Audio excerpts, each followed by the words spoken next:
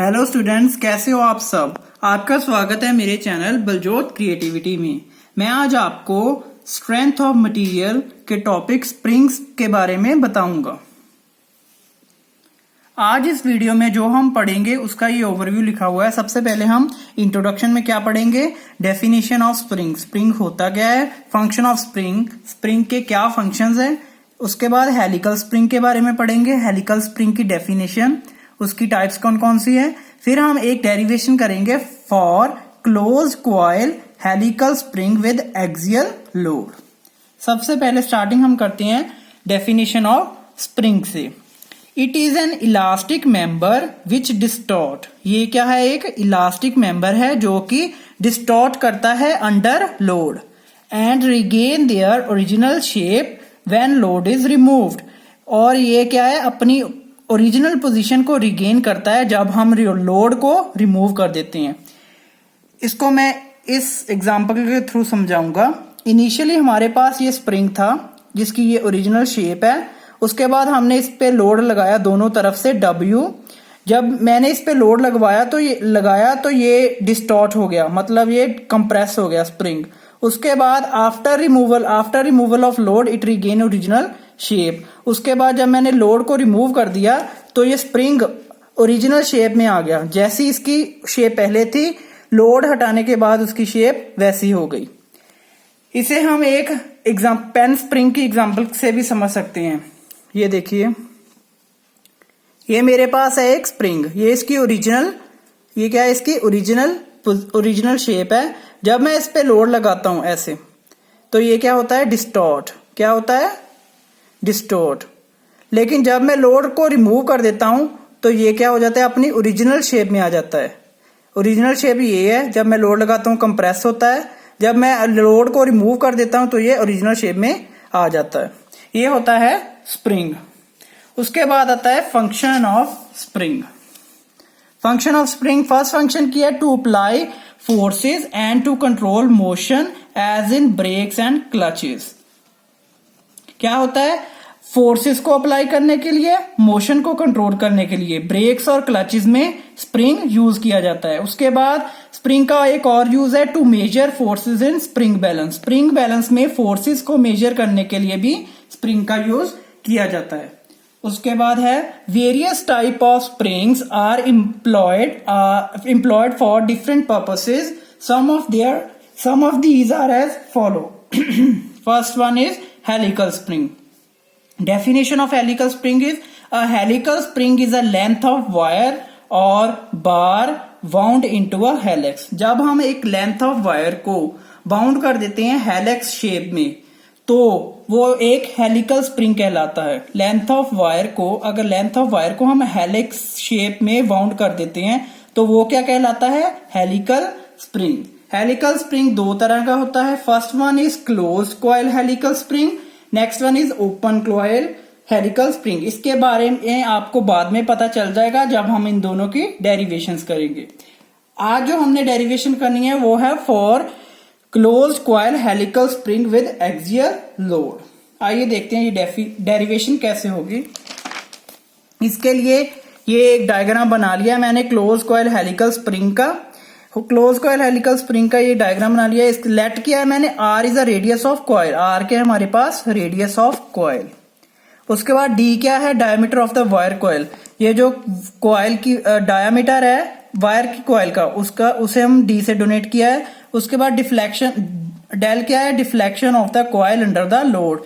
जो भी डिफ्लेक्शन इस स्प्रिंग में आई under the action of load उसे हमने डोनेट किया है डेल के साथ, डिफ्लेक्शन के साथ। सी क्या है, मॉडुलस ऑफ रिगिडिटी। उसके बाद एन क्या है, नंबर ऑफ कॉइल्स, कितने स्प्रिंग में नंबर ऑफ टर्न्स है वो उसे हम डोनेट करते हैं एन के साथ। थीटा क्या है हमारे पास, एंगल ऑफ ट्विस्ट, कितने एंगल पे ट्विस्ट हुआ under the action of weight. उसके बाद है हमारे पास एल, एल क्या है, लेंथ ऑफ वायर। इस वायर की जो लेंथ है वो लेंथ हमने कितनी ली हुई है, L is equal to 2πr/n। Tau क्या है, इसमें कितनी शेयर स्ट्रेस आई वो उसको हमने डोनेट कर लिया है टाउ के साथ। उसके बाद क्या है हमारे पास आईपी, आईपी क्या है, पोलर मूवमेंट ऑफ इनर्शिया, जो कि होता है π/32 d⁴।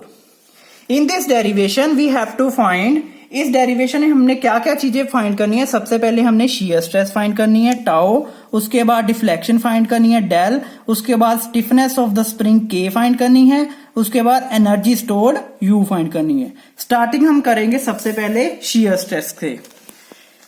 शियर स्ट्रेस से हमने स्टार्टिंग की है। हमें पता है कि टॉर्जन इक्वेशन क्या होती है, T upon I P is equal to C theta upon L is equal to tau upon are.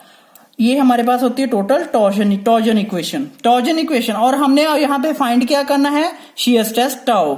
Shear stress पता करने के लिए हमने इन दो रिलेशंस को लेना है, टी अपॉन आई पी और टाउ अपॉन आर को, ये हमने ले लिया। अब मैंने क्या किया, इस टी की वैल्यू को फाइंड कर लिया। आईपी इधर क्या हो गया, डिवाइड हो रहा था, इधर जाके मल्टीप्लीकेशन हो गया, IP into tau upon r आ गया। उसके बाद पुट कर दी हमने आईपी की वैल्यू जो कि हमें गिवन थी पहले ही। आईपी की वैल्यू कितनी है, पाई बाय 32 डी पावर 4। उस पुट करने के बाद क्या आया, ये देख, इसमें पुट किया, टी ऐसे ही आ गया। आईपी की जगह हमने पाई बाय 32 भर दिया। उसके बाद D the power 4 into tau, ये टाओ लिख लिया, ये आर ऐसे लिख लिया, पुट कर दिया हमने आईपी की value. Now we know R कितना है हमारे पास, इस आर को हमने d/2 लिख लिया। आर हमें रेडियस पता है, रेडियस क्या होता है, डायमीटर का हाफ, इसलिए हमने आर को d/2 लिख लिया। हमने आर की जगह पे d/2 पुट कर दिया। पुट करके हम ये d/2 था, ये 2 ऊपर चला जाएगा। फिर हमने इसकी कटिंग कर दी। सॉल्व करने के बाद हमारे पास आया t is equal to pi D cube into tau upon 16। ये आ गई हमारी टी की वैल्यू। इस टी हमने टी की वैल्यू निकाल रही है। इस इक्वेशन से हम टाउ की वैल्यू भी निकाल सकते हैं। टाउ इधर रह जाएगा, टी के साथ 16 क्या हो जाएगा, मल्टीप्लाई, और ये जो चीज है ये क्या हो जाएगी, इधर डिवाइड में आ जाएगी। ऐसे ये देखो टाउ की वैल्यू निकल गई 16 into T upon pi D cube. उसके बाद ये इस इक्वेशन में हमने टी की वैल्यू पर भर दी। टी की वैल्यू हमें पता कितनी होती है, W इंटू आर। हमने टी की वैल्यू यहां पे भर दी 16 into W into R upon pi D cube. ये आ गई हमारी टाउ की वैल्यू। हमने फर्स्ट टाउ की वैल्यू मतलब शियर स्ट्रेस टाउ हमने फाइंड आउट कर ली है। सेकेंड स्टेप है हमारा डिफ्लेक्शन फाइंड करना। हमें पता है डिफ्लेक्शन क्या होती है, R into theta. Again torsion equation हमें पता है क्या होती है, T upon I P is equal to C theta upon L is equal to tau upon R. अब हमें ये इक्वेशन पता है स्टार। हमें पता है इस इक्वेशन में हमारे पास थीटा है, क्या है, थीटा, इसलिए मैंने थीटा वाला रिलेशन उठा लिया यहां से, T upon I P C theta upon L वाला रिलेशन उठा लिया। इस रिलेशन को ऐसे लिखा, फिर मैंने इस रिलेशन से थीटा की वैल्यू निकाली। ये थीटा इधर रह गया, एल इसके साथ मल्टीप्लाई हो गया, ये इसके साथ मल्टीप्लाई हो गया, ये हमारे पास ये इक्वेशन बन गई सेकेंड। फिर हमने इस इक्वेशन में हमने क्या किया, वैल्यूज पुट की। टी की हमने भर दी यहाँ पे टी की वैल्यू हमने W इंटू आर भरनी है। एल की 2 पाई आर एन बनी, ये भी गिवन है। आईपी की हमें पता है, पहले भी भरी थी, पाई बाय 32 डी की पावर 4। इन तीनों वैल्यू को जब हमने इसमें भरा, इस इक्वेशन में, टी की जगह W इंटू आर, एल की जगह 2 पाई आर इंटू एन, एंड सी की जगह सी हमने ऐसे लिखा। आईपी हमारे पास पाई बाय 32 था, पाई डी 4 नीचे रह गया, 32 हमारा ऊपर चला जाएगा। उसके बाद इसको सॉल्व किया। 64 into pi R N W into R, ये आर 2 है, हमने इसको आर स्क्वायर लिख लिया। फिर पाई से पाई को हमने कट करवा दिया। ये आ गया हमारे पास सॉल्व करके, theta is equal to 64 W R square into N upon C D 4। उसके बाद हमें पता था कि del is equal to R into theta है। थीटा की वैल्यू हमने निकाल ली है, ये इसको हमने आर के साथ मल्टीप्लाई करवा देना है।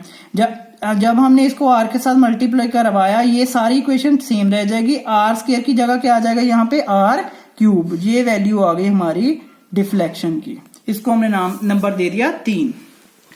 उसके बाद stiffness of the spring. Stiffness हमें पता है क्या होती है, W अपॉन डेल।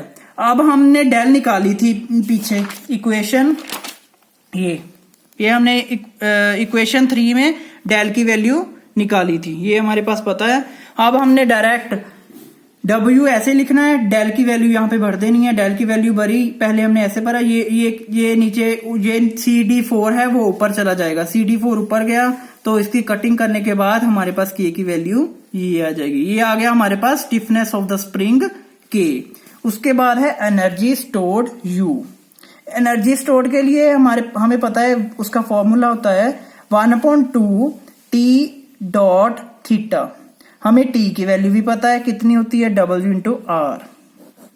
उसके बाद थीटा की वैल्यू उसके बाद हमें पता है थीटा की वैल्यू हम कैसे निकालेंगे। हमें एक रिलेशन पता है, पहले भी किया था, del is equal to R into theta.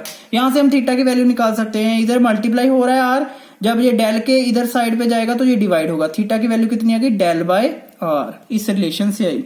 उसके बाद थीटा की वैल्यू हमने ये भरनी है, T की वैल्यू ये बनी। इसमें जब भरते हैं हम U is equal to 1/2 is equal to T की जगह पे W/R डॉट थीटा की जगह पे डेल अपॉन R। R से R क्या हो गया, कट। U हमारे पास क्या आ गया, 1/2 W/डेल। ये आ गया हमारा energy stored in a spring. ये था हमारा आज का सेशन। आज के सेशन के लिए इतना ही बहुत है। नेक्स्ट सेशन में मैं आपको डेरिवेशन कराऊंगा for open coil helical spring with axial load. Thank you मेरी वीडियो ये देखने के लिए। मेरे चैनल को ज्यादा से ज्यादा सब्सक्राइब कीजिए। Thank you.